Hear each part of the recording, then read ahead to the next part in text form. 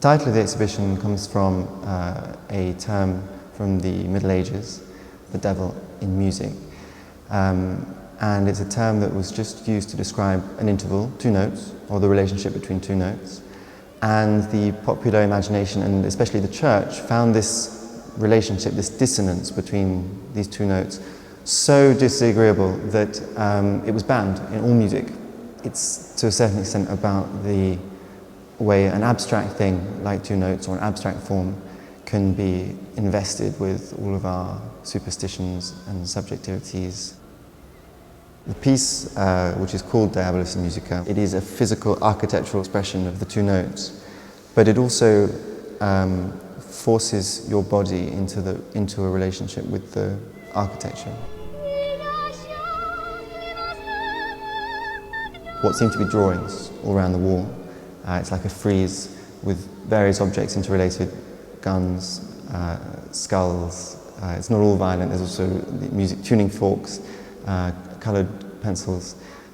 But in fact they're not drawings, they are the real objects, which I've simply sliced through. In the way that like Gordon Matter Clark sort of sliced through a building, it's like every little object has the potential to be also just sliced through. Like half of it ceases to exist.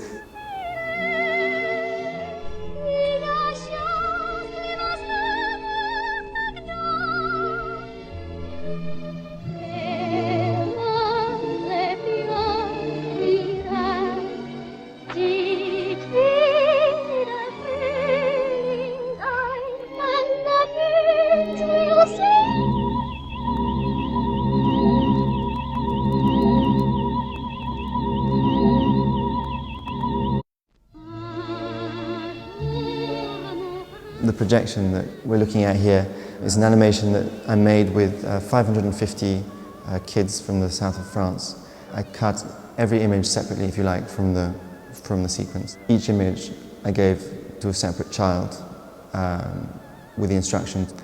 Snow White comes back in all possible forms. You know, sometimes she's covered with scars and holding daggers, and sometimes she's a bee woman or a fairy. It's, you know, every possible childish interpretation of her. Every single line of the song goes between a different Snow White. So it starts in 1938 in French, and it finishes in 2003, I think, in English, or a very late English version.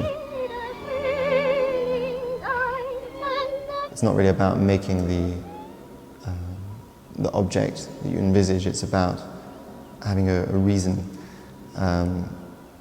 I think it's in King John that Shakespeare says, good reasons make good actions. And I think that's kind of an underlying principle for me in art.